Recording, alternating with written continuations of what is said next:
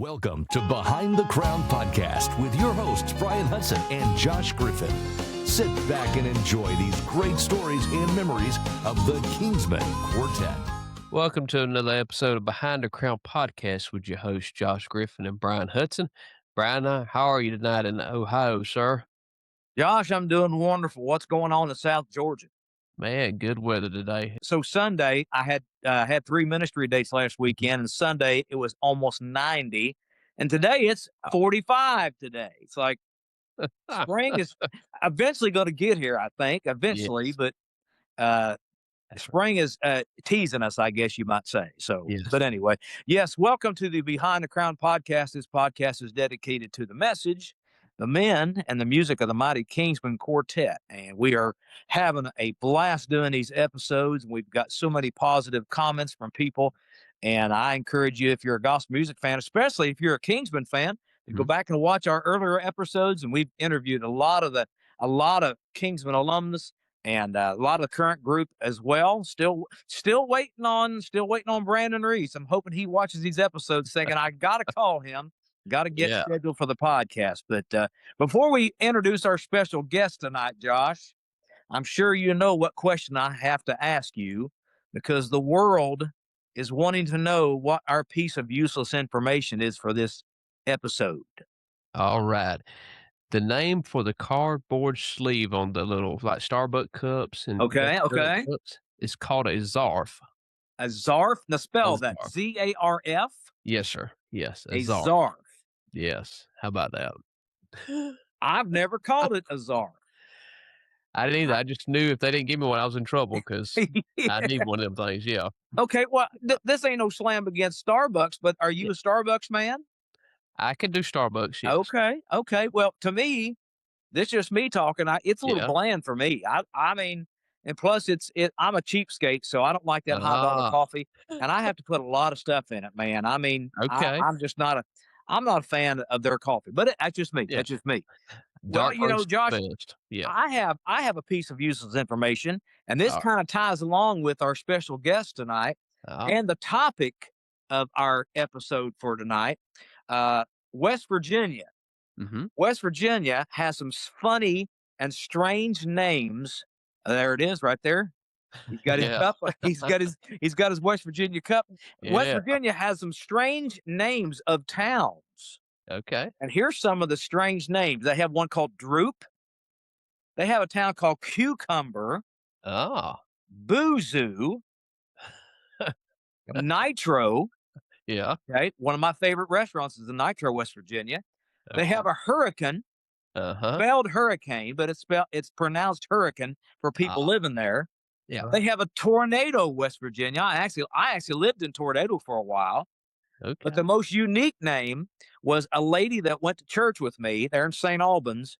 She said when she was a little girl that she was voted Miss Lick Skillet.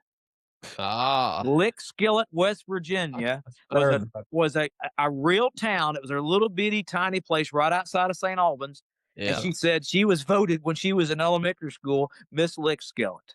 Lick Skillet. Wow. So there are some unique West Virginia names. Right there you have it. Yeah, that's pretty full time. Yes, sir. So if anybody's watching this episode, if you ever been to Lick Skillet, put a comment there that you have been to Lick Skillet. Yeah, let us know. Yes. That's good. You've done your homework. Good job. Oh, yeah. Well, and like we always try to talk about on the podcast, these pieces of useless information, most men have lots of it. We're Josh, we're steeped in useless information. So we need to pass along some useless information to the world. But anyway, so we're going to move on. Hey friends, Alan Kendall with today's Kingsmen Quartet here. Mark your calendars for Friday, July the 10th, 2026, a very important day for the Kingsmen. We will be hosting our 70th anniversary hometown concert at Trinity Baptist Church in Asheville, North Carolina, July 10th at 6:30 p.m. We will be singing songs, both brand new and newly recorded, updated versions of Kingsmen hits from our 70th anniversary album, Still Jesus, which also drops to digital retailers that very same day. Then we'll have an extended second half where we will be singing all hits with an all-star Kingsman cast. The present Kingsmen will be joined by several past members for an evening you will never forget. Now, there is no admission charge for this concert. This is a thank you to our fans. But you can reserve seats and name your own price in our Center 70 section by visiting our Facebook page. Information will be pinned at the top of the page with the link where you can reserve a place among the best seats in the sanctuary and at your own price. The demand for these seats is large, so act quickly. Hey, we'll see you in Asheville on July the 10th.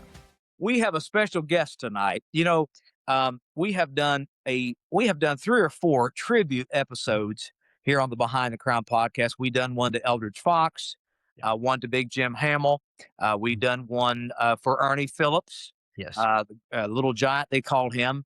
And this episode is a special episode because we want to talk about and honor the great Squire Parsons. Yes. And Squire spent, I think he spent about 6 years here with the Kingsmen, but his relationship went well beyond just standing on the stage. You know, not only before he ever joined, but long after he left the group, he had a close connection with the group through his songs. And so, you know, we were talking about a few weeks ago about talking about Squire and honoring him with a special episode. And I thought, well, you know, I have a connection with Squire, and his son Samuel not only lived with Squire but traveled with him on the road, and so we invited Sam to join us on the podcast. So, Sam, brother, thank you for joining us tonight. Yes. Talk about your dad.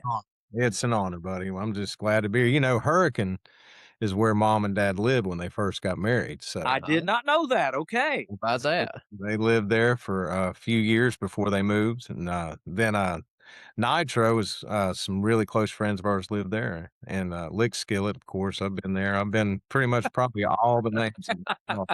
Been here. Oh yeah, man. You've been all over West Virginia for sure. You know, because you know you guys sang. I mean, I don't think your dad ever said no to any church that I know of, and so if anybody called Squire and wanted him to come, man, you guys loaded up the bus and went. And I'm sure sometimes the bus was bigger than the church. Oh, know? Absolutely. Yes, sir. A lot of the times, that's for sure.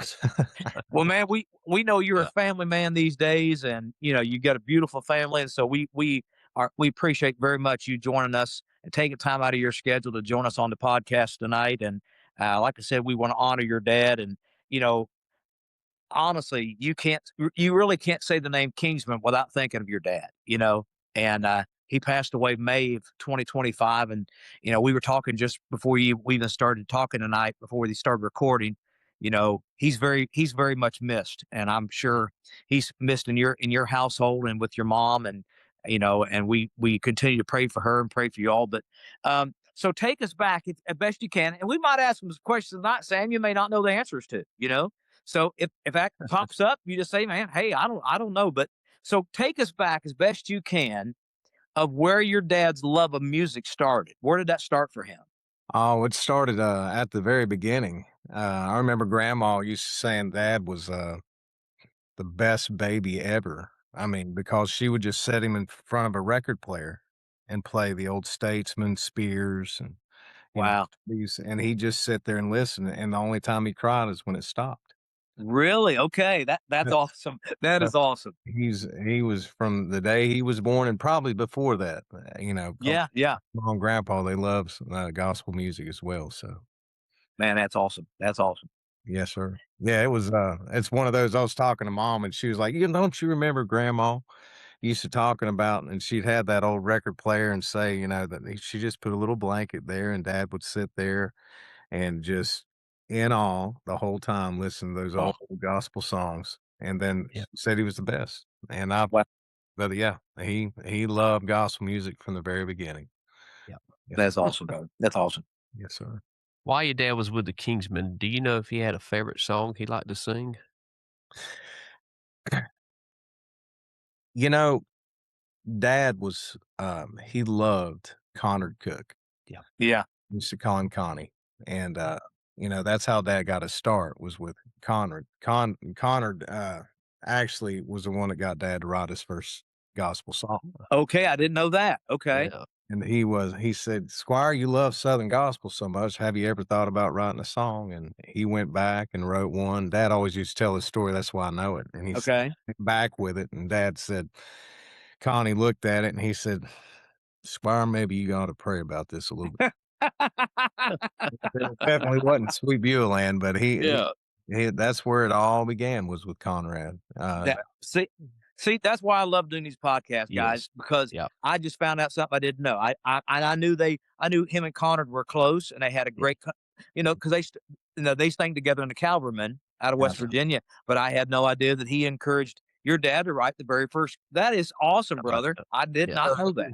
He So cool. actually, it was in college, and Dad was an operatic soloist. He was a baritone, and he was studying classical music. And Conrad found out Dad was at the school, and he came and said, "Hey, you want to sing some Southern gospel music?" So they got together, and that's how Dad started. Well, Dad's first group that he was ever in was around, I think he was 11 years old. He was in a quartet called the Colonials. It was the closest word they could get to the Statesmen. Ah. So it's the Colonials. He actually has some recordings of that. Really? Okay. And I've got them. Mom was telling me about them the other day. So I'd like to get those out and listen to them. Man, we would love to hear some of that. If you ever get that digitalized, and you can send it. We would love to have at least something with that would be so cool to hear that. Yes, Dad used to tell the story that the first time the church was so gracious, the home church, they asked, Grandpa, he led the music at the old Newton Baptist Church. So, and he asked Grandpa, hey, can we sing a couple of songs? And so they got up there and sang, and the little bass singer, the young guy, I forget his name, but he started doing those big chief moves. Oh my Lord, buddy. He got some serious trouble over that, because you're supposed to stand in one spot. Yeah. But I remember that story. Dad used to tell it a lot too. But that is so cool, bro. I love that kind of stuff. Yeah, That's awesome. Now, when he was with the Kingsmen, do you know if he had a least favorite song to sing? No, Dad loved them all. I about to say, I don't see your dad having one, but Yeah. Dad loved them all. Dad, still to the day he died, he always talked about the Kingsmen. Yeah. He loved to be with them. And Eldridge Fox was such a dear friend of his. Yeah. And he's the one that came to Dad. Actually, I think it was Big and Live. Was that I think it was Big at 74, right? Yeah. That's what it was. And anyway, Calverman sang opening for them. I did not know that. Okay. Okay. So Dad, Eldridge came to Dad at that concert and said, I'd love for you to join the Kingsmen. And so Dad, from that point on, he was in love with the Kingsmen. He loved every bit of it. And even Mom was telling me the other day that Eldridge, back in the bus, his office was in the back of the bus. Okay. And Dad was, had the call of preaching on him, and also, writing some music. And Eldridge actually moved all his stuff out of the back of the bus, the office area, so Dad could go back there and study and write songs while he was on. Wow. Oh, wow. That was Eldridge was he was Daddy's best friend. Daddy loved him to death. Yes, sir. Well, I know Nick Bruno on a previous episode said they were he said they were in the front of the bus, and your dad had got on the bus, and Bruno said they had lyric sheets and charts all over the table, and your dad walked in and said, "What are you fellows doing?" And they said, "Well," Bruno said, "Well, we're getting ready for a new album, and we're looking for a new song. We need a new song."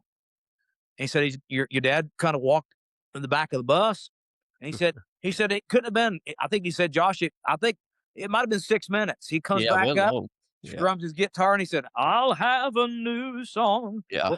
So he said he went back that fast, and because he used the term, "We need a new song," and your dad went back and wrote a song called "I Have a New Song." That was the thing with Dad. Dad had God gave him such a gift. Yeah. Yeah.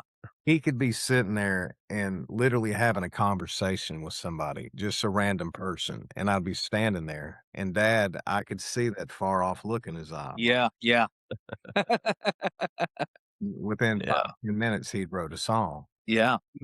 Even the night that the day that he passed, was in the great room, and, beside his chair that he sat at all the time, he Yeah. had a little guitar, and Yeah. beside it, he had a stack of papers like Wow. this tall, just full of songs that he just Wow. he'd hear a sermon on the, TV or, Yeah. this or that, and he just write. That's where I Call It Home came from, was a sermon. Wow. The Broken Rose came from a sermon called Bloom Where You're Planted. Yeah. Okay. So pretty much every song that Dad ever wrote was from a sermon or, just Yeah. the word of God that he'd read, but Man, he's that's great. all. Wow. He'd make me sick. I'd be on the bus. He had a studio on the white bus that had the treble clef. Yeah. Yeah. I don't know if you remember that one, but I do. it had a studio. He had his room, and he had a studio in his room and a piano. And every morning, never failed, around 5 o'clock in the morning, you'd hear that piano Wow. playing, and Dad would be in there all day writing songs. Every day, Wow. even when he was on the road, he'd be writing.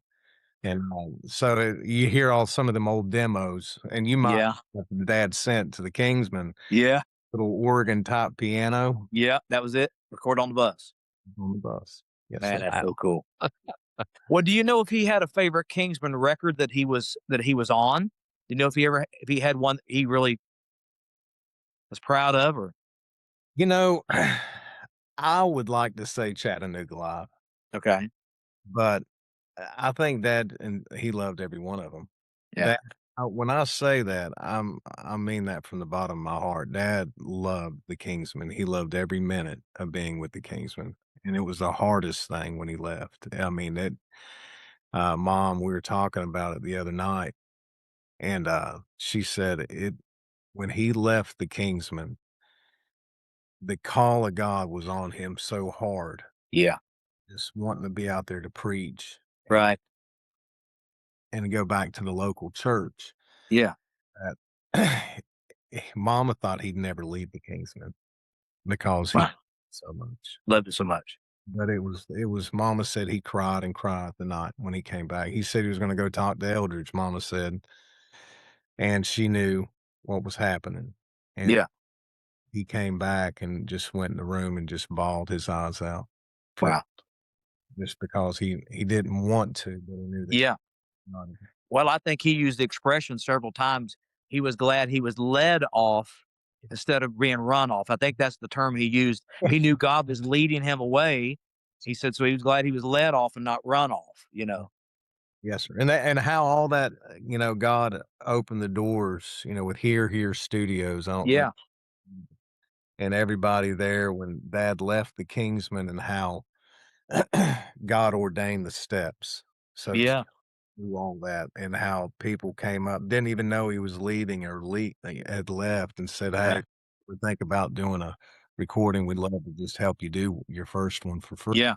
That kinda stuff, and it was just Yeah. lined the steps for him. Yeah. But it still was really hard on Daddy, but Yeah. Well, he probably loved the camaraderie of the guys, and he loved the men. And, hey, I love singing with my wife, and you and Leah sing, but to me, there's nothing. I don't know. I'm not saying it's anything more spiritual than anything else, but there's something about a male quartet. To me, there's nothing beats that sound. And so, I'm sure that was part of but your dad always found, he had you sing with him. He had, Harold Reed and Greg Bentley and Arthur and Ernie. And, he always had a strong group of he guys when he wanted to do quartet. Yeah. He had he had to have some sort of trio or quartet, and most of the time it was a quartet. That's what he loved, and yeah, had the opportunity. I mean, it was always, random times that through the years, even before Redeemed, he had, Ernie and Mac McCauley yeah, yeah. trio, but he always, if you were on the road, you had to sing. Trucks driving, you were singing, whatever it was, taking product or anything in sound equipment, you were singing. Yeah, So you had to do double duty. Wow. that's pretty cool. Oh, what was your daddy's favorite thing about life on the road with the Kingsmen, or just life on the road by traveling too? Camaraderie with the guy. He loved every single one of the guys on the road. And that to minister through the music as well. Yeah, That was he loved sharing the gospel through yeah, music. And that's been his heart since day one, and yeah, his heart to the end. yeah. Yeah. Speaking on that same line, what about least favorite thing on the road? Away from home. Yeah. And that he always talked about being, he always said mama got the secondhand blessings. He got the firsthand blessing. Yeah. He'd come home and have to tell her the secondhand of what God Yeah. Yeah. concerts or services, and but even every day when we were on the road, he was, he missed mama. He wanted mom on the road with him. Yeah. Yeah. Well, and back when he started the solo ministry, we talk about all the time on these episodes. Those and it's hard for people to realize, especially the younger fans. Those are the days before cell phones, man. You just couldn't Oh, take your cell phone out of your pocket and call home. You had to wait till you got stopped someplace and find a payphone someplace, or so just communication was whole different. bad. That was some of the things back. I remember way back several times that, you'd hearsay that, something happened and Squire Parsons. I mean, we had obituaries coming in, Oh uh, gosh. passed away, all these things, and that mom would be like, and she Yeah. couldn't call him. Right. Right. It'd just be somebody just made a rumor and said this, something happened to Squire. I mean, and that happened. I mean, I can't count how many times that happened while dad was on the road. I'd come home, mom would just crying and waiting just because dad would usually call, after the service. Yeah.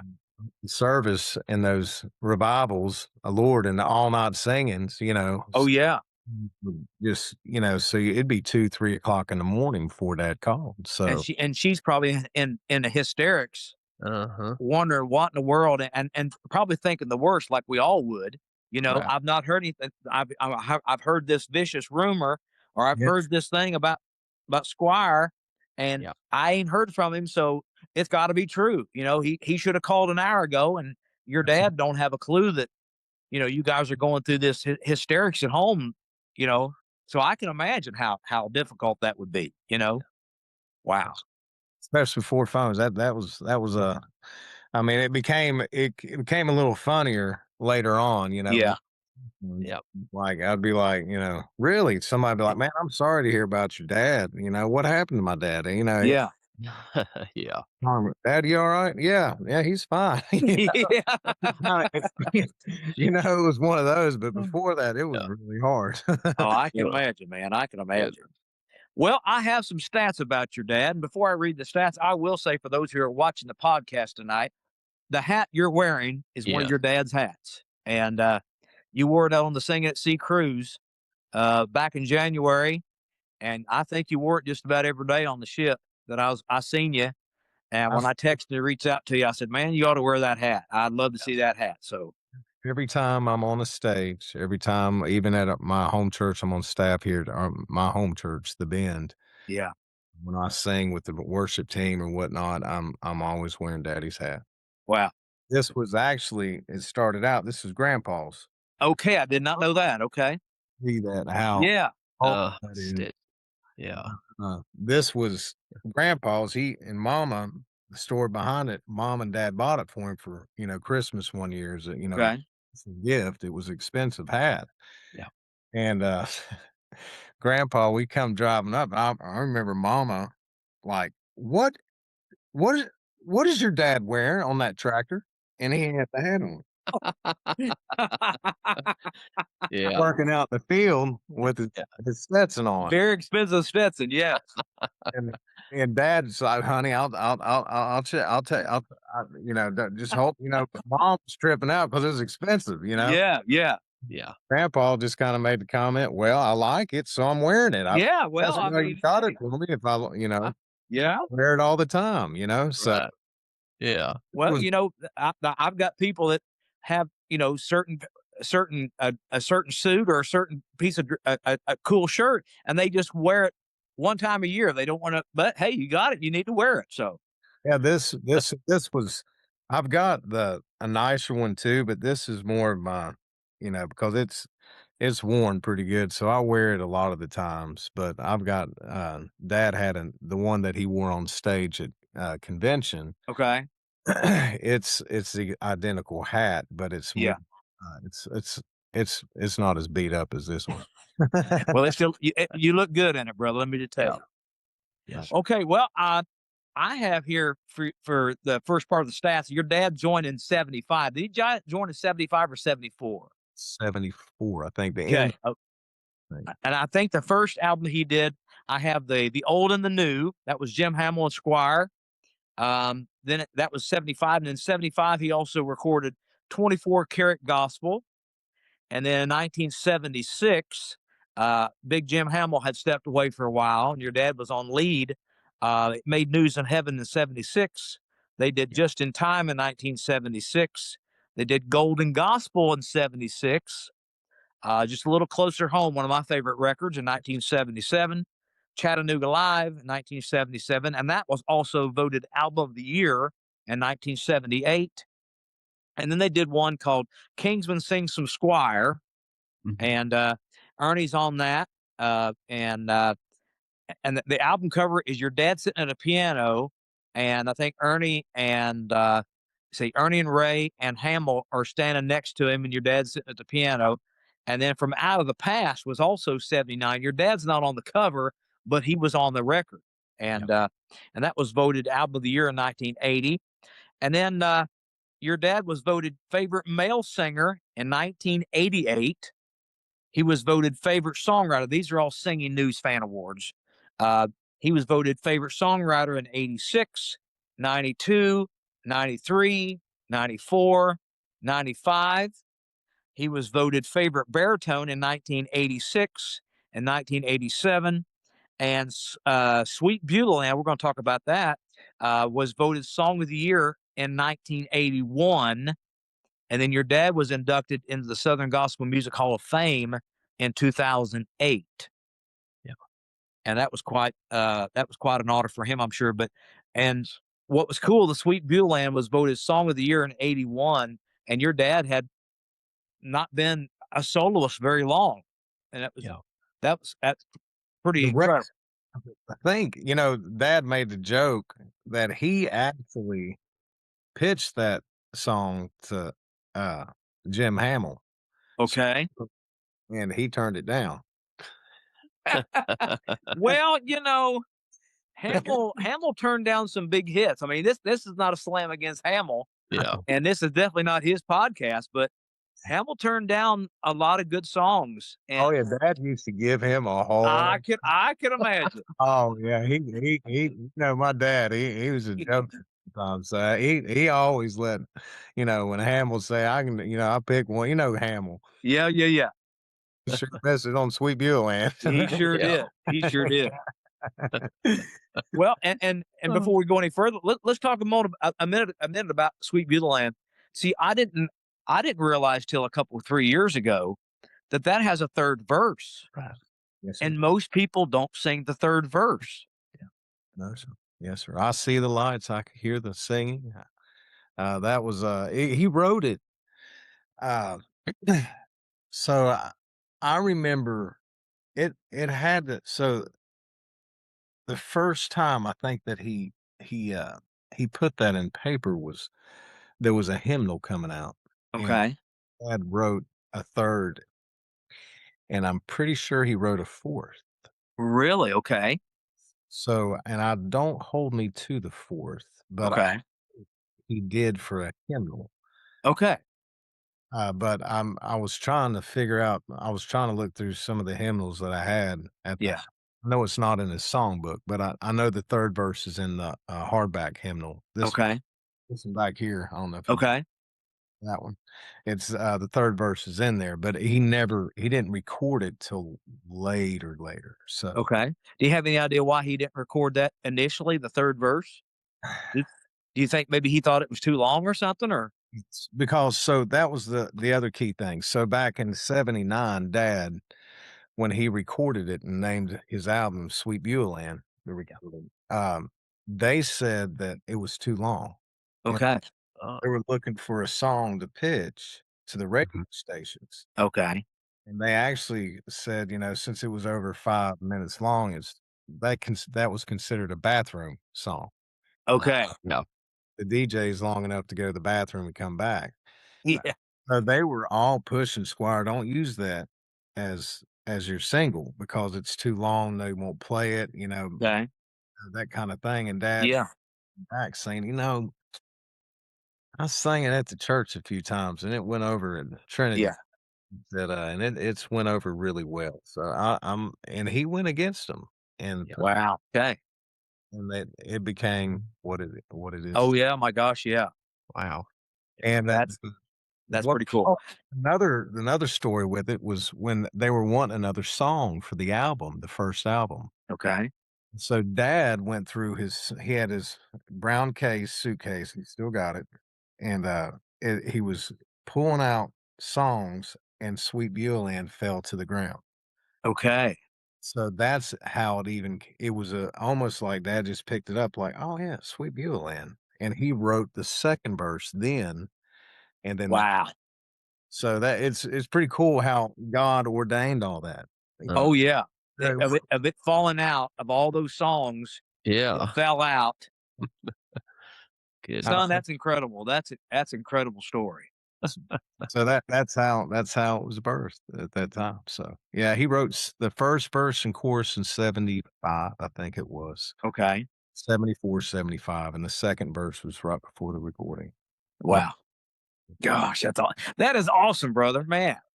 One of the most iconic songs, not just a Kingsman song, but the Kingsman, even though your dad recorded that long after he left the Kingsman, Yeah. but that's still it's still associated with the Kingsman, and it's like one of those songs that I tell young singers and musicians, there's certain songs you need to learn for every singer. If you're singing gospel music or you're a musician, you better know how to play Glory Road. You better know how to play Just a Little Talk with Jesus. You better know how to play Beulah Land. Yeah. And you better know those songs because those songs right there will be sung at some point during your career. Yeah. And you better know the verses, not just the harmonies. You better know the verses too, because somebody's Yeah. going to throw you the ball one night. You have to sing it. one cool little thing too, I know we're probably stretched on time, Oh, but you're good. You're Nah, good. go ahead. I was talking to Mom about Glory Road. Okay. So Dad was there with they called him Connie, Yeah. when he wrote the song, and Mama was there. They were in the living room, and the Calvermen were in there working on the song, and Yeah. I'm trying to think, uh, this Glory Road You're Traveling, I forget exactly how Connie had it wrote out. Okay. He said, and Dad just kinda, just throwing it out, he said, "Connie, that's a little long. Why don't you just call it the Glory Road?" Yeah. And so that's how Mama was telling me that. I was like, "Are you kidding, Mommy?" I said, "I thought I heard that." She goes, "No, I was sitting right there," and he just kinda looked at Connie and said, "That's a long title for that." Wow. It's kinda stuff like that, that's pretty, you Well, and I think, talking about Glory Road for a second more, I know the original, the Calverman, I think your dad, it was not a tenor feature, it was a lead singer feature, and your dad actually sang, Wow. and they kind of echoed him. And then when it got to the Kingsmen, that's when they gave it to Johnny Perrick and let it be a tenor feature, and they echoed. So So originally, it was your dad singing on the Calverman original.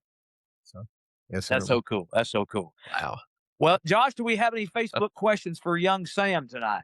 We do. We got several of them here, looks like. Oh, let's start out with the first one here from John Barker. He said, "What was it like for you to sing Sweet Beulah Land on the most recent Gaither taping with all those singers backing you up on your dad's song?" Man, still this day, buddy, that's, was such an honor.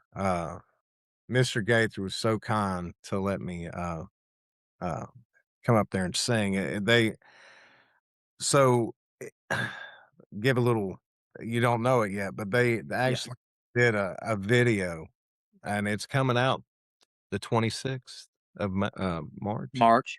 Yeah, okay. So they had a video of my daddy, Okay. the first verse and chorus, and I'm gonna tell y'all, I saw daddy up on this big screen singing. Yeah. I just started bawling. Uh, Yeah. it was hard, but, Yeah. man, it was such a sweet moment, and then, Wow.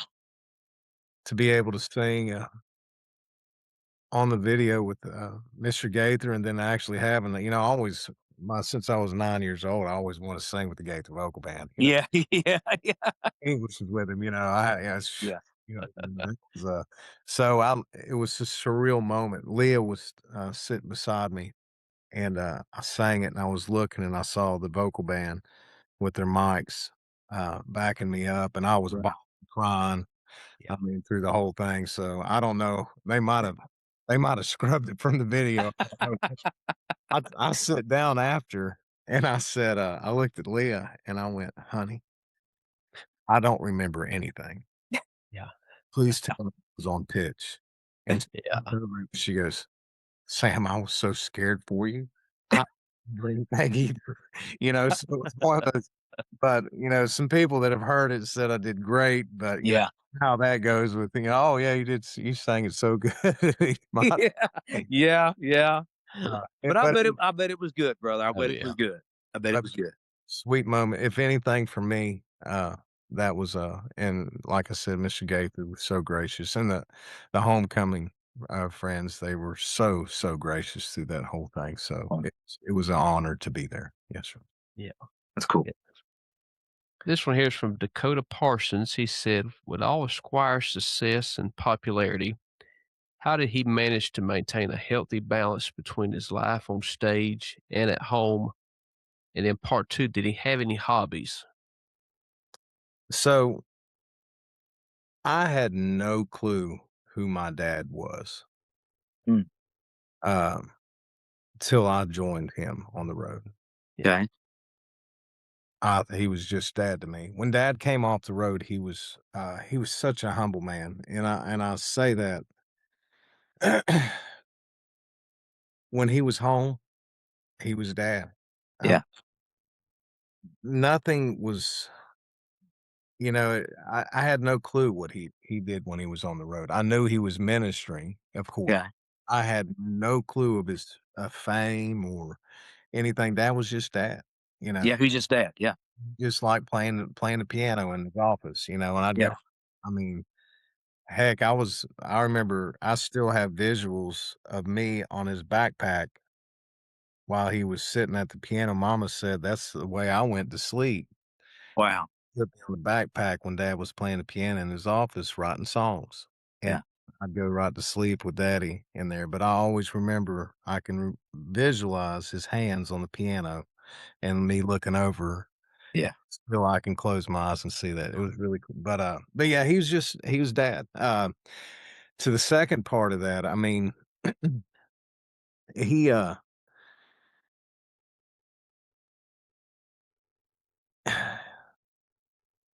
dad, like I said, he was, uh,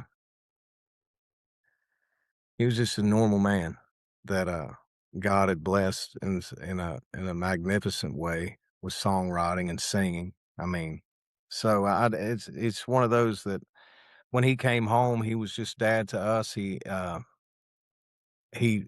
somehow juggled that to where it was just, when we came together, when he was home, we had Yeah. family time, we played together, we did all the things that we did. I mean, he was just an amazing father. Yep. He was my best friend, you know? Yep. Well, I know a lot of guys when they do this, and Sam, you know this. You travel for years. a lot of guys and a lot of people can't turn it off. No. They are used to hearing, over the course of 4 or 5 days you're out touring, how wonderful you are, how amazing you are. You're an incredible singer, you're an incredible musician, and they get home and they can't turn it off.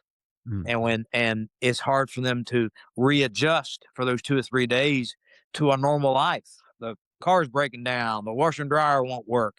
You got to get kids back and forth to the to school to make dinners. So a lot of guys can't turn it off. And so it sounds like to me, your dad, he was just Squire. He was just dad. And He he had his moments. He loved golf. okay. Yeah. And that started that you gotta blame that on the Kingsmen. Yeah, I bet. But, that they always played golf, so that was, and even when I was young, I remember I'd go with dad to the golf course, and try to play with him. I mean, I wasn't really that good, but, those were, I cherish those memories of just riding in the golf cart. He'd let me drive it, and I just hang out with dad, Yeah. a couple balls but, I lost a couple of his clubs in the lake, Yeah, those were, but golf was his, I guess one, but also just getting on his tractor. He had a tractor. He's always had some sort of a tractor. He loved being on a farm. So just doing ordinary stuff. it wasn't anything special. Yeah. Yeah. So, Goodness. That's awesome. That's right. We all probably know that Beulah Land's probably Squire Parsons' signature song, but Brian Sexton asked, what would Squire have considered to be his signature song?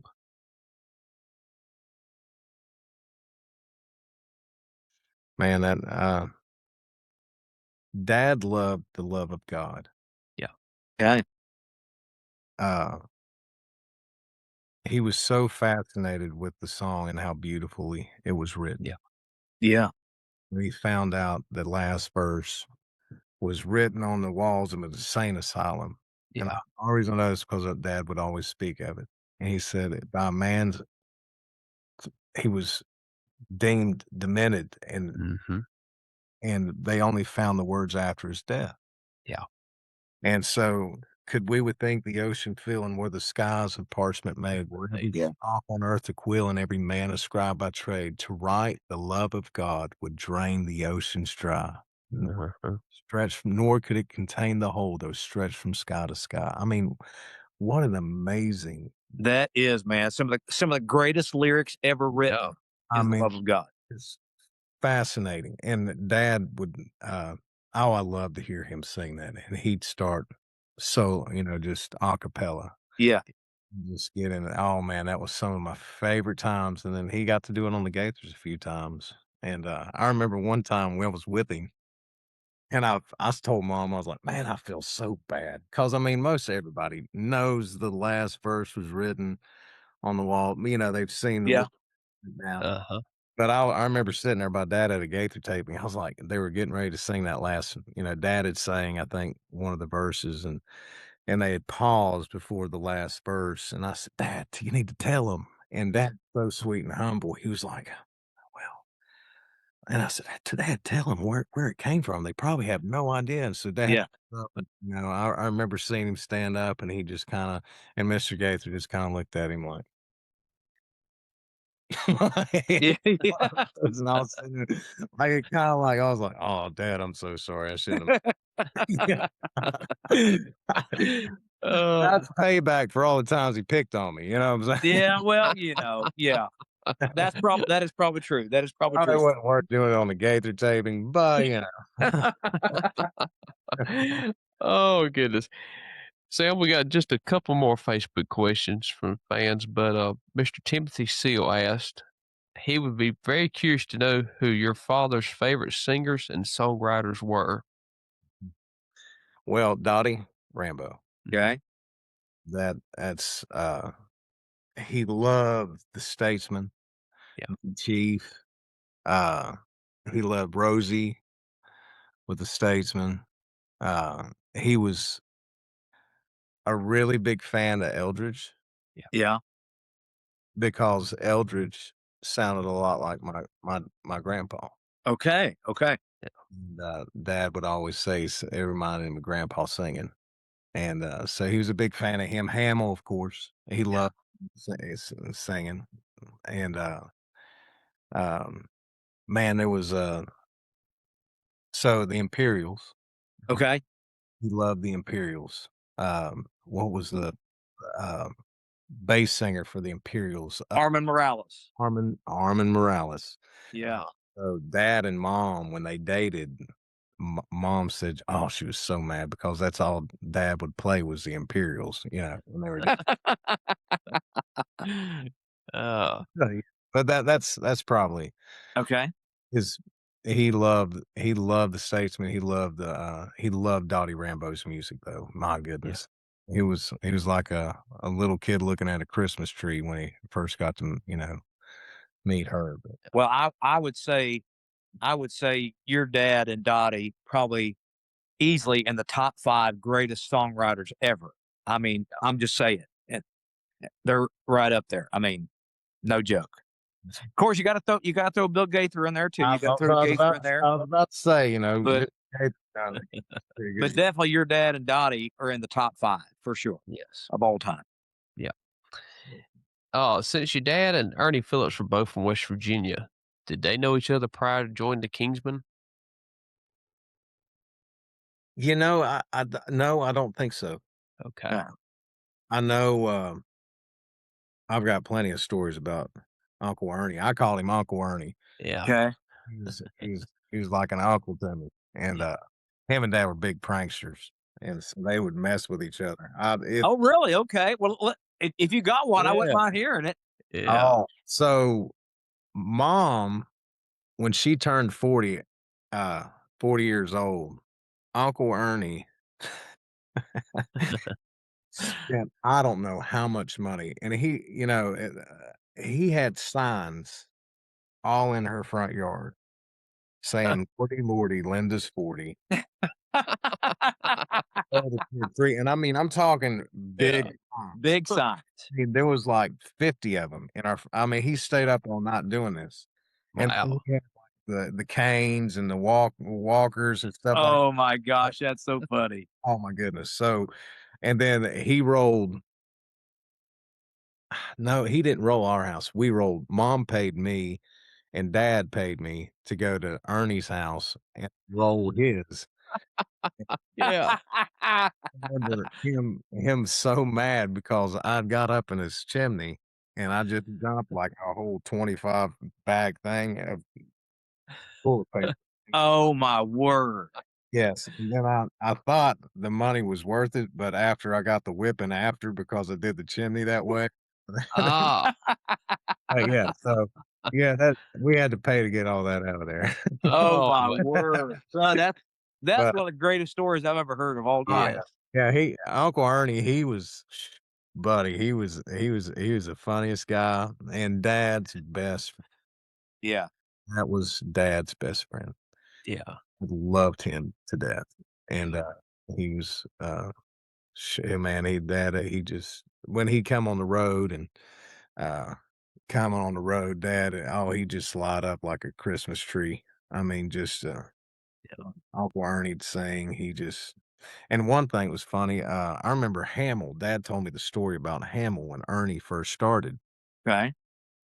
and he had made the comment after one of the songs because Uncle Ernie his vocals broke, like Okay.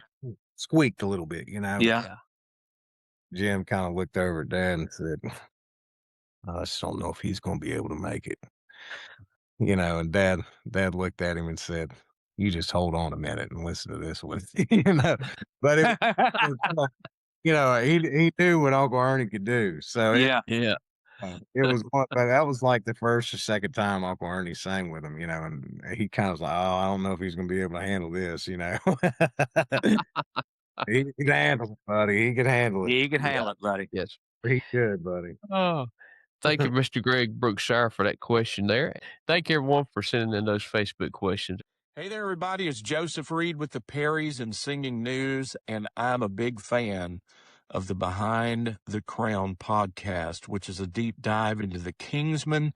And fun fact, the very first record that I ever bought with my own money at 13 years old was the Kingsmen Quartet live stand up at Opryland. I love the Kingsmen, and you're going to enjoy great interviews just like this one. Well, Sam, if you think you mentioned a moment ago some of your dad's favorite singers, he liked the Statesmen, he liked the Imperials. If he could have picked, do you think if he could have picked three other singers to build a quartet around him, who do you think he would have chosen? If anybody, past or present? That's a hard one. I know when J. Kess and Hobie asked Dad to join the Masters 5. I see. I had heard that, and I was going to ask you that. Okay. And So that would have been okay. He asked your dad to sing like a lead baritone. yes. Okay. And that was a really hard decision for Daddy because those were his heroes. Oh yeah. Oh yeah. J.D. Sumner, and I mean, they they asked him a few times, and Dad said he just didn't feel the release, Yeah. But that was I remember the excitement of where they had asked him. I remember that from Dad, like, Oh yeah. I I can imagine. it was like one of those, but talking to Mom, because I went through all the questions, some of these questions, so Yeah. just being prepared so I wouldn't, say anything wrong. And she said, honey, she said, Eldridge Fox, Jim Hamill, and Ernie. Yeah. Rated. Yeah. That Mama loved him and Daddy loved him. And they, that's one thing I said, Mama, I said, you know any good stories? Yeah. 'Cause Mama said, I can't tell you any, son. I said, why's that? She said, because I had to sign a waiver when we were with the Kingsmen. We got some good. She goes, I got so many, honey. He said, but you ain't going to hear them. I was like, oh man, what happens on the Kingsmen bus stays on the Kingsmen. That's exactly right, brother. Woo, that's exactly right. Oh, goodness. That's great. That is great. Man. Sam, do you know if there was a specific time when Squire, your dad, knew that gospel music was what he wanted to do with his life? That would have been, I would probably say from the day he was born. Yeah. Because I mean, like, grandma having the record player in front of him. I mean, that's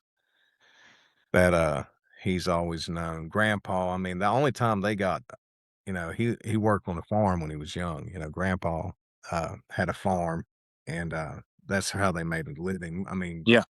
mining too, but he was a crane operator. But they had a farm and they had cattle, chickens, all that, and that's what Dad did. And Yeah.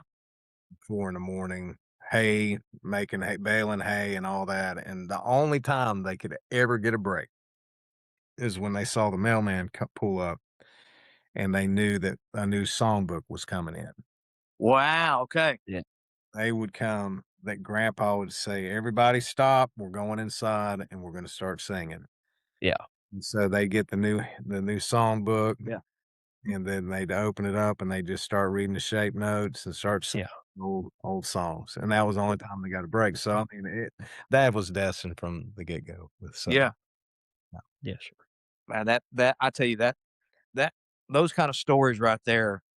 And you said he knew from probably early on, from the day one, his life, God chose Squire to not only being one of the greatest singers I've ever heard, but one of the greatest songwriters. And it was just, it was ingrained in him, and that's what he was meant to do. Yes, Brother meant to do. Well, we talked a little bit about some of your songs your dad has written and what he wrote, but not only was he a great singer but a great songwriter, but did he have any hidden talents? You said he liked to do the uh, get on the tractor, and did he have any other hidden talents besides singing and songwriting? Yeah, dad. So when he was a band director um, at Hannon High School, uh, and that's how he got out of going to Vietnam. They Yeah. didn't have a teacher, and so dad became he was a really cool way that opened up there too. That was another hand. Yeah, Oh, yeah. And, he uh he could play any instrument. Dad could Yeah. he could pick up any instrument you could put in front of him, and he could play it. He was one of those that, the talent that he had, I mean, I'd go down there and I'd be like, "You know what a bazoo is, Dad?" You know, you just "Yeah, yeah, let me look at him." Yeah, you start playing, I'm like, "Man, I mean, where's mine at?" I mean, I'm sitting in front of a piano right now. All the Yeah. like really weird thing, but Dad, he could, guitar, saxes, uh, Yeah. banjos, anything you put in front of him, he could play them, and he could play 'em. Wow. well, and the thing is, you think about the songs he wrote through the years. He's got to have so much musical theory to be able Yeah. to write a song.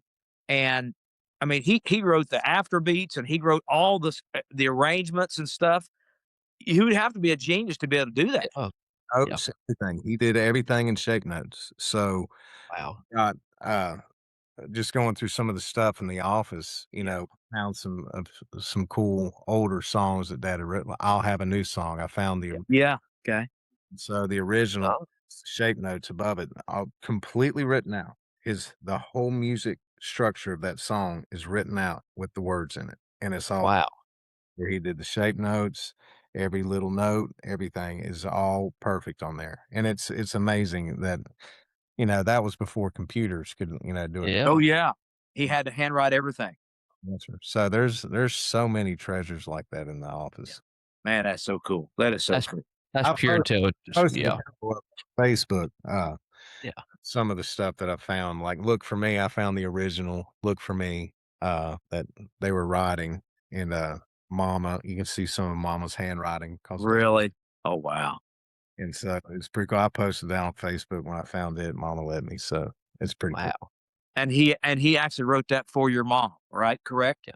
So, yes, sir. Mama was worried. It was a couple of things that happened, buses wrecked, stuff like that. And mom was where there was actually before it was when he was traveling with the cavalrymen locally, not too, but he was traveling and Yeah. said they were driving home late one night in the car. And mama said, "Honey, I worry about you traveling all the time." He goes, on these back roads, and dad's, Yeah.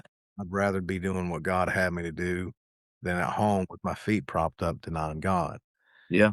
And so that's where the words started coming through. And he just, if I ever leave this world of sorrow, just look for me at Jesus' feet. And they got home. It's a cool thing. They got home, and grandpa just got off his shift at the Uh-huh. mine, and they were sitting in there. It was 3 in the morning, and, they were sitting there, and dad got down at the old little piano and started playing some music to it, and they all sang it. Their dad and mom and grandpa, they all sang, Wow. crying. They said it was just, mama said it was an amazing time that night. Wow. Dude. Mm. That is so cool. That is so cool. Yes, sir. So cool. Goodness. Yes, sir. Look for me at Jesus' feet. Yeah. One of the greatest of all If I time. ever ask, I know where daddy's at right now. That's exactly right, brother. That's exactly right. Absolutely. Did your dad give you any advice when it come to singing with a group?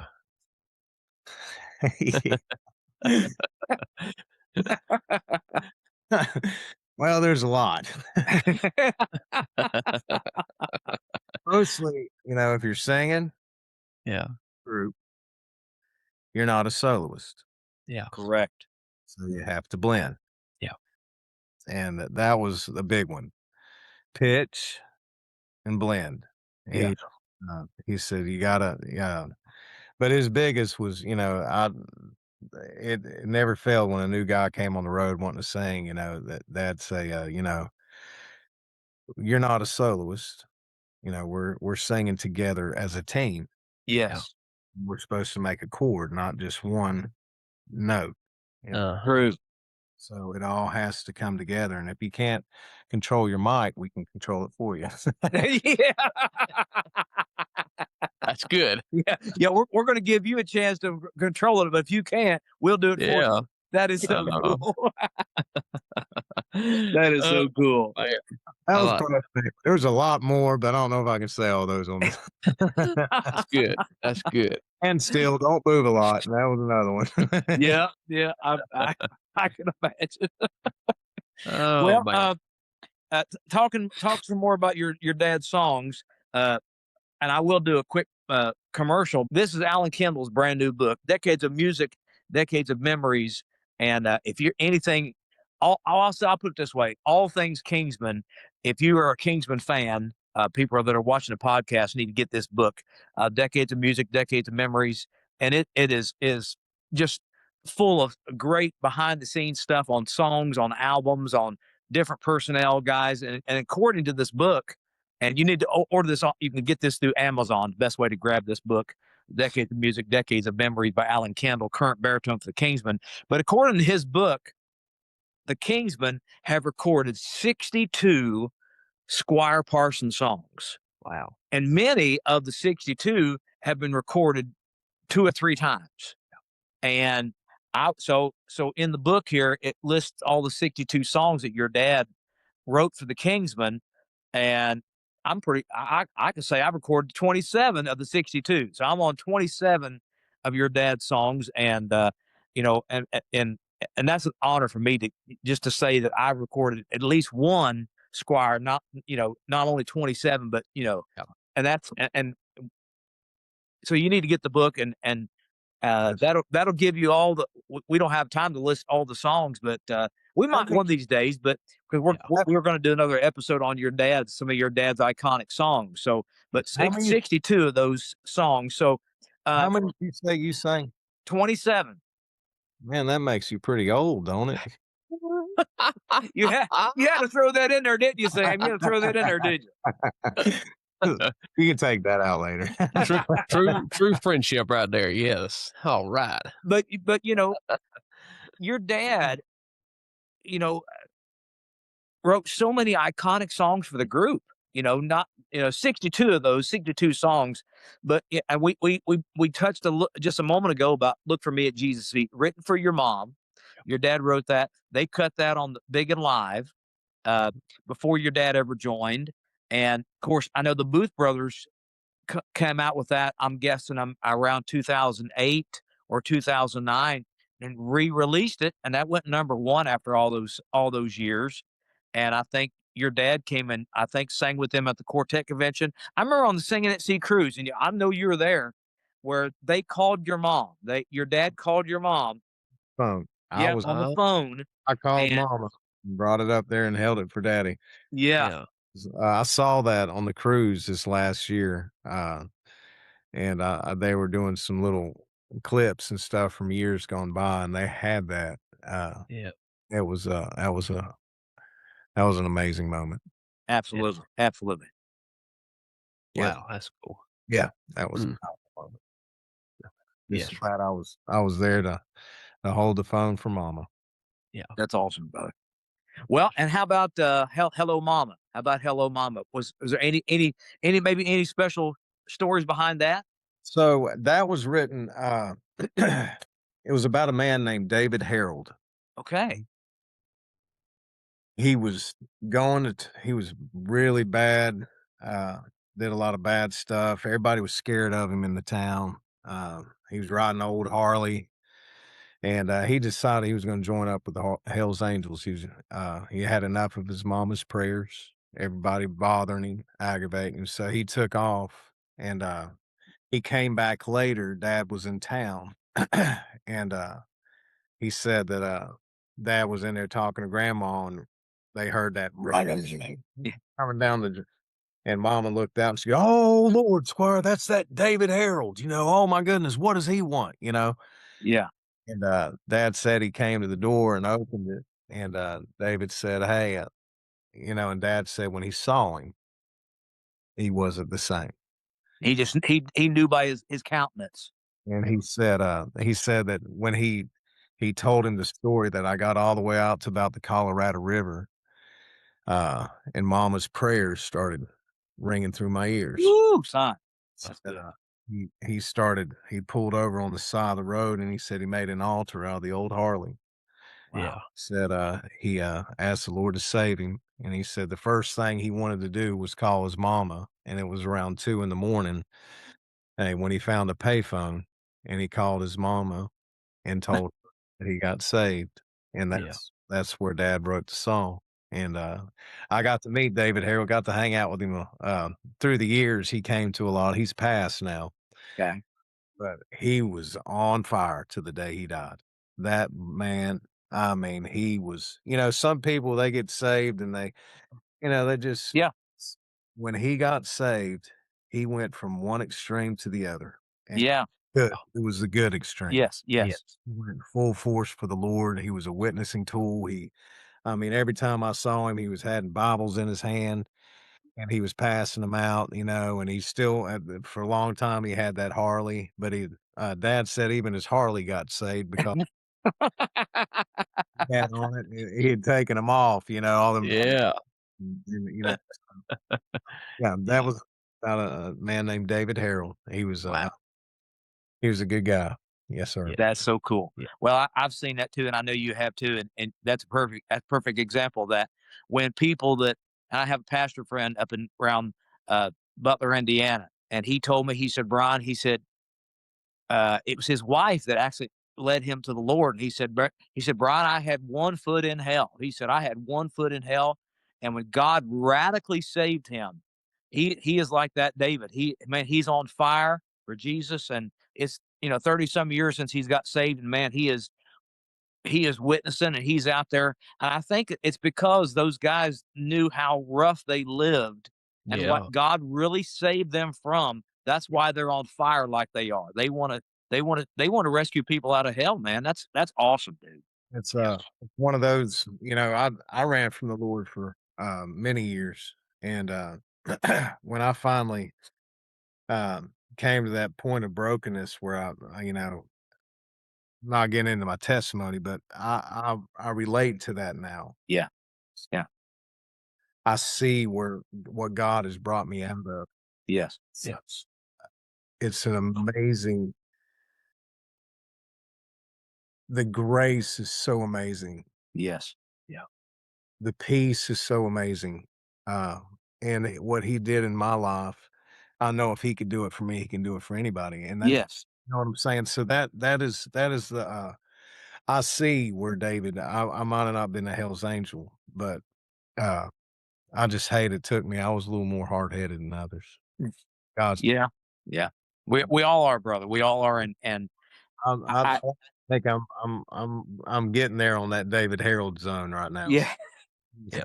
Yes, sir. But we should never get to a point where we forget what God has saved us from, Yes. what he truly has saved us from.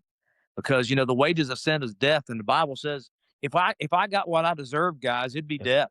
You Yeah. know, Yeah. we live in a society where I want this, I want what I deserve, man. I don't want what I deserve.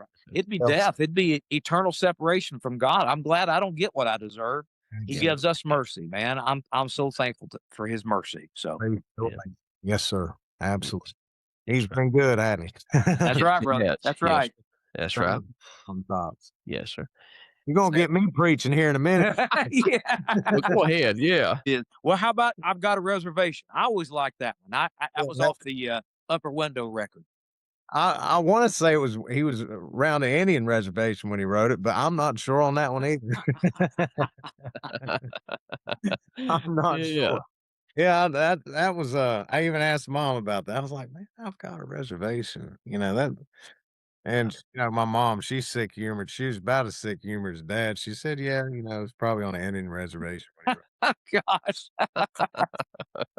Well, when back in about I think 2010 or 2011, they did a tribute album to your dad. Yeah. And it was kind of hush hush that they didn't want it to get out. They didn't want your dad to know about it. And they had I was back with the Kingsmen then, and they contacted us. They wanted us to recut for the record I've Got a Reservation. And while I love that song, I reached out to them and I said, "Hey, would you guys consider letting us recutting You're Not Alone?" Yeah. And that's when we recut it with Harold Reed and myself and Randy Crawford and Ray Dean. So Quick little tidbit: "You're Not Alone" was written for my grandmother when it any was when grandpa passed, okay. and the whole banquet house CD at the time was all towards my grandmother when she Okay. Okay. passed. It was just to comfort her. A lot of Yeah. that grandma. I did not know that. That song was written for grandma. You're Not Alone. Great song. Just incredible song. Yeah. Y'all made it even better. Yes, sir. Well, it was a good song. Yeah. Well, I need to talk about my favorite Squire Parsons song of all time was A Lovely Name of Jesus. Yes. The lovely name. Yeah. What a song. And see, here's the thing, Sam, when I was a kid, I was 13 when I first heard Chattanooga Live. And because it wasn't super fast and it was between traveling home and when they called my name, I would skip across that song. I would skip across it because I wanted the fast songs. I wanted to hear Ernie hit the high notes and and then the older I got, then I started falling in love with Lovely Name of Jesus. Oh, And I'm telling you what, if anybody wants to watch it get out of the banks, as my grandpa would say, it got out of the banks on the 40th anniversary reunion oh man, yes. when I was there. I was yeah, I mean, 1995 Quartet convention, and your dad had done a verse and a chorus. They had done a verse and chorus of it, and they go back into it.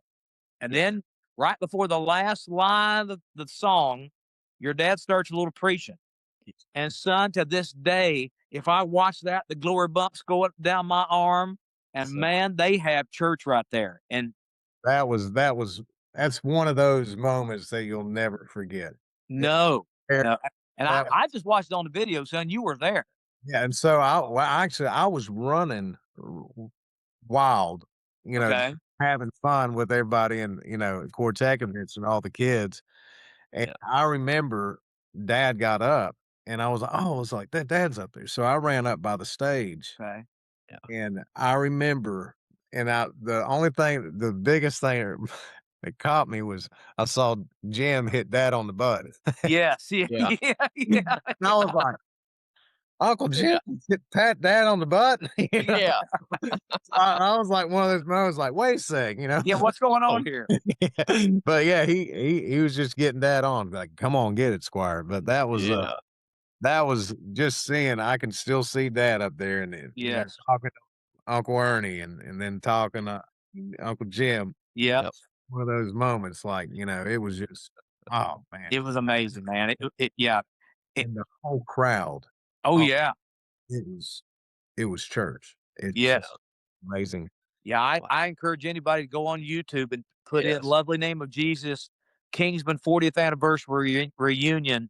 And I tell you what, the song ain't 4 minutes because he just basically did a verse chorus. They ended it and they go back into it, and I mean they have church, buddy. Man, It he hit got that out note of at the the bank. end. He hit that note at the end. I mean, that it was right there. I mean, oh goodness. Still this day, I'll listen to it trying to hit it just like Dad did. Because man, and he hit that note, buddy. Yes, sir, man.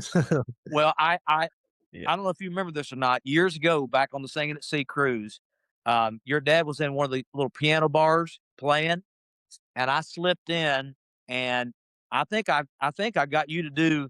I think I told you to ask him to do "Love in the Name of Jesus," and me and you and your dad harmonized on that for a little bit. And I tell you what, there wasn't 25 people in that room, but buddy, that was a bucket list for me to get to sing with you and your dad. That was the whole time I was with Daddy. Uh, my favorite part of the service was when Dad got at the piano. Yeah. Because when he got at the piano, he just flowed, and the whole Yeah. at him and stuff. And that piano, some of those piano bar moments on the cruise, Yeah. he got to sing with us on a couple of them, man. But I mean, it was that was where Dad, I think, his best moments were when he was just Yeah. running. And Yeah. when the sound system go out, and people be like, what do you do when your sound system go? Dad just gets the piano, Yeah. Yeah. put the mics down, and just stand by the piano. And I mean, I sang songs I didn't even know I knew. Yeah. Yeah. Well, Songs he hadn't even written yet. I mean, we were singing songs he hadn't even written. Yeah. He just he started he probably wrote on the spot, Yeah. Wow. But that was another thing about your dad. Not only was he an incredible songwriter, but man, Yeah. he had such a huge range. Oh, He was one of the greatest singers gospel music has ever heard. And sound system go out for Squire Parsons, man. He don't need a microphone. He's got volume. That's right. man. And even so, in its later days when he got sick, when he had leukemia, and when he had the congestive heart failure, Dad, he would be sicker than a dog, and he'd go into these services and he'd start singing, and I couldn't. I'm 30 years younger than him. Yeah. He'd start on stuff, and I couldn't even keep up with him. He was, deathly ill, and Yeah. how is this guy singing like this? I mean, the guy, I tell him all the time, "You make me sick, Dad." I mean, this is some of the he just And it was just just so natural to him. He didn't even realize how much volume he had. He didn't realize it. so it was that operatic feature. Yeah. The hooies and hooey, he'd start with that and just start going up higher, and then he'd do he'd always tell me, "Son, when in doubt, shout." That was one of those things. But Yeah. I remember when I was 9, I know this, but it's a funny story, and it kind of goes along with his vocal cords.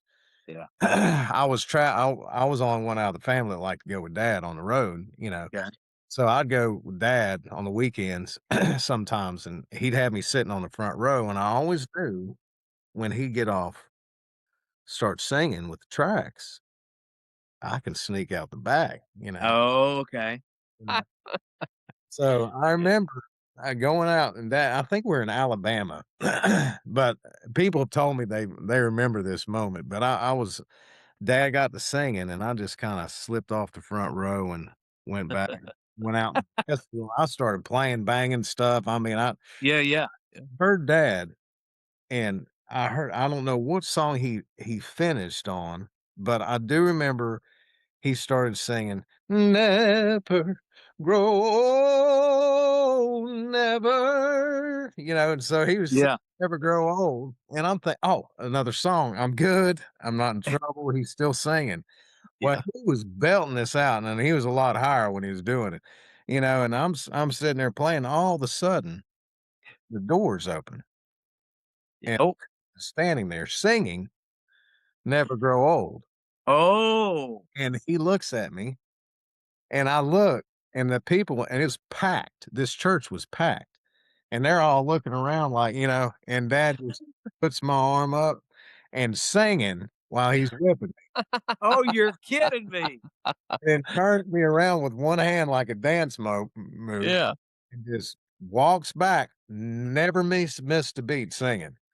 And just singing, and everybody stands up just clapping, sitting there like, "What are y'all clapping?" He just beat me. That is classic, brother. Never forget that. Dad, I was like, I never liked Never Grow Old after that either.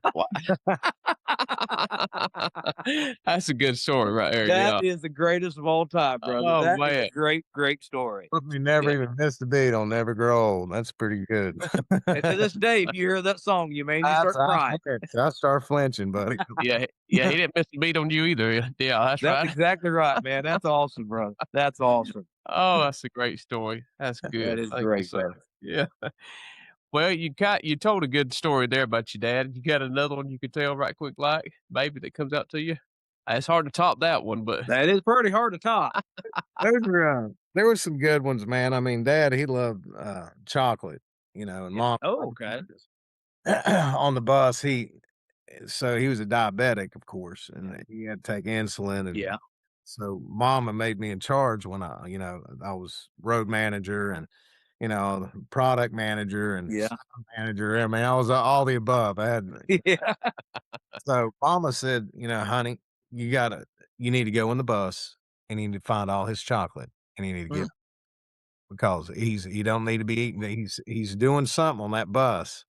Yeah. His sugar levels are way off and all this. And I'm like, Yeah. all right, Mom, I'll go in it. And actually Leah was on the road with us. Okay. And, so I said, Dad, Mama gave me the authority, so I'm coming through. So I went through all the cupboard. I was finding stashes of Reese's cups. I mean, just weird places. And so I went through, and me and Leah both, and we were like, we got them all. So I called Mom, and I said, Mama, we're good. Yeah. I said, he has no more. I said, and me and Leah had a bag of chocolate candy. I mean, just massive bag. And I said, he ain't got nothing left. So I shut the door in the back. And I said, Dad, he said, I'm going to take a nap. Well, I was like, Okay. we went back up the front. Mom said, hey, it was like 15, 20 minutes later. Yeah. Just try to call your dad. He's not answering. Will you tell him I try to call him? So I walked back to the button, hit the air door. And here, when the door opens, all I see is these black pieces of paper start falling off his stomach.